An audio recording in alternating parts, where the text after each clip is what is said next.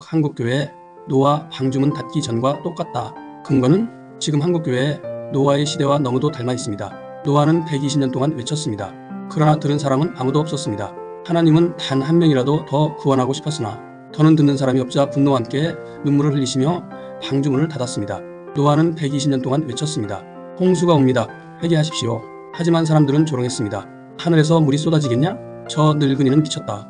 그리고 먹고 마시고 장가들고 시집가며 심판의 소리를 무시했습니다. 오늘 한국교회도 다르지 않습니다. 죄를 지적하면 정죄하지 마. 회개를 외치면 부담스럽다. 지옥을 말하면 그건 사랑이 아니야. 교인들은 구원보다 삶의 안락함만을 구합니다. 이에 편승하여 목사들은 번영 설교만 외칩니다. 그에 세뇌된 교인들은 노아 시대처럼 진리의 외침은 무시하고 하나님의 말씀은 철저히 외면하고 있습니다. 예수님은 말씀하셨습니다. 노아가 방주에 들어가던 날까지 사람들은 깨닫지 못했다. 이럴 때 재림하신다고 하셨습니다. 노아의 시대에 하나님은 슬퍼하셨습니다. 그리고 오늘 한국교회를 바라보며 다시 슬퍼하고 계십니다. 지금은 방주의 문이 열려 있습니다. 하지만 하나님의 근심과 슬픔이 곧 심판의 문으로 바뀔 수 있습니다. 일부 하나님이 더 이상 참지 않으시는 이유. 창세기 6장 5절, 6절, 7절입니다. 여호와께서 사람의 죄악이 세상에 가득함과 그의 마음으로 생각하는 모든 계획이 항상 악할 뿐임을 보시고 땅 위에 사람 지으셨음을 한탄하사 마음에 근심하시고 이르시되 내가 창조한 사람을 내가 지면에서 쓸어버리되 사람으로부터 가축과 기는 것과 공중의 새까지 그리하리니 이는 내가 그것들을 지었음을 한탄함이니라 하시니라. 이 구절은 노아 시대의 이야기입니다. 하지만 지금 한국교회도 그와 조금도 다르지 않습니다. 교회는 회개를 외치지 않습니다. 설교자는 죄를 죄라하지 않습니다. 교인은 이미 구원받았다고 안심하며 죄에 무감각합니다. 교인들은 오히려 세상보다 더 죄에 둔감합니다. 더 위선적입니다. 저도 그중 한 명입니다. 왜 그렇게 되었을까요? 이미 구원받았다. 한 번 구원은 영원하다는 목사님들의 성경 왜곡 때문입니다. 우리는 이런 설교를 수십 년간 반복하여 들어왔습니다. 왜곡된 설교에 세뇌된 것입니다.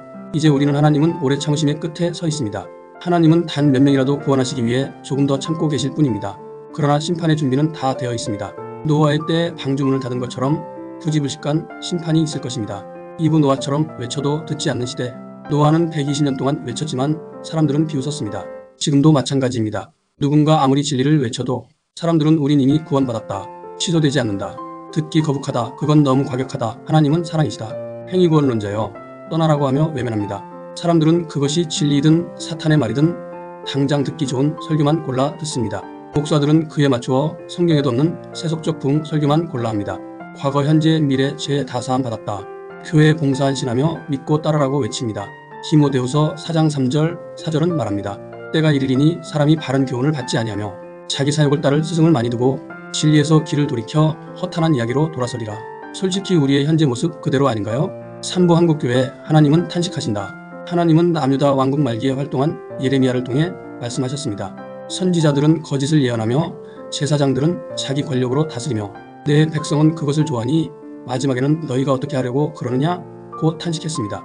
예레미야 5장을 한국교회의 현실과 연결해 요약해 봅니다. 하나님께서는 예루살렘 거리로 나가 의로운 사람을 찾아보라고 하십니다. 단 한 사람이라도 정의를 행하고 진리를 구하는 자가 있다면 그 성을 용서하시겠다고 하십니다. 그러나 사람들은 거짓으로 맹세하고 회개하지 않으며 징계를 받아도 얼굴을 굳게 하고 돌이키지 않았습니다. 가난한 자도 귀인들도 하나같이 하나님의 길을 버리고 자기 방식대로 살며 하나님을 두려워하지 않습니다. 하나님께서 주신 은혜, 늦은 비와 이른 비, 추수의 시기 이것을 받고도 감사하지 않고 죄악을 쌓아갑니다. 백성들 가운데 악인은 덫을놓는 사냥꾼 같고 거짓과 속임수로 가득 찼습니다. 그들의 집은 속임수로 가득 찬 새장 같고 불의로 재물을 모읍니다. 고아를 압제하고 가난한 자의 권리를 짓밟으며 공의가 사라졌습니다. 하나님은 묻습니다.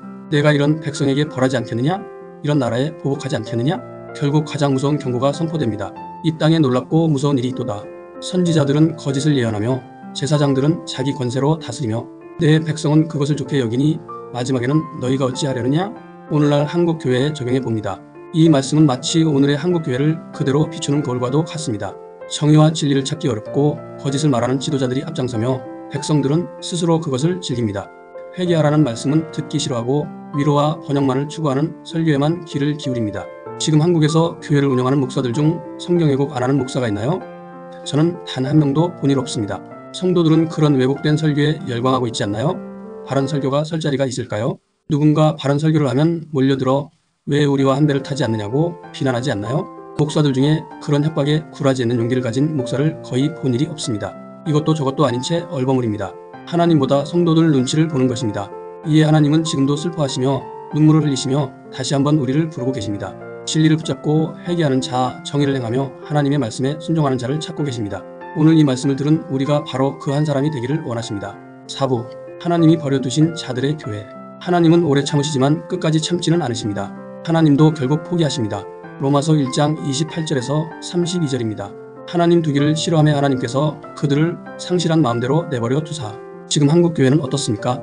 죄를 지어도 아무 일도 일어나지 않는 교회. 양심이 마비된 채 축복을 외치는 교회. 성령을 해방하고도 회개하지 않는 자들. 하나님은 성경을 왜곡하는 목사들, 그의 편승한 성도들을 그대로 버려두시는 것입니다. 징계보다 무서운 게 버리는 것입니다. 우리 중에도 부모를 거역한 자식을 결국 내치는 분도 계실 것입니다. 하나님 심정이 바로 그렇습니다. 히브리서 6장 4절에서 6절입니다.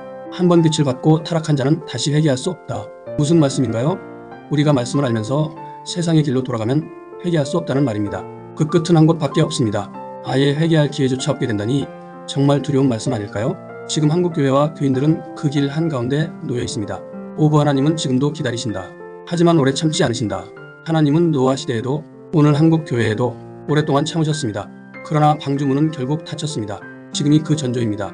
오늘 한국교회는 그 누구보다 하나님을 슬프게 하고 있습니다. 이제라도 다시 말씀으로 돌아갑시다. 진리를 외면한 설교자가 아니라 진리를 붙든 제자가 되어야 합니다. 수많은 사람들이 진리를 거부하더라도 노아처럼 외치며 살아야 합니다. 또 그 진리에 화답을 해야 합니다. 하나님은 늦지 않았다고 하십니다. 회개하면 용서하신다고 말씀하셨습니다. 이사야 55장 6절 7절입니다. 너희는 여호와를 만날 만한 때에 찾으라. 가까이 계실 때에 그를 부르라. 악인은 그 길을, 불의한 자는 그 생각을 버리고 여호와께로 돌아오라. 그리하면 그가 긍휼히 여기시리라. 우리 하나님께로 나아오라. 그가 널리 용서하시리라. 여러분, 우리 이제 광명의 천사를 가장한 거짓 목사들에서 벗어나 하나님께 돌아가십시다.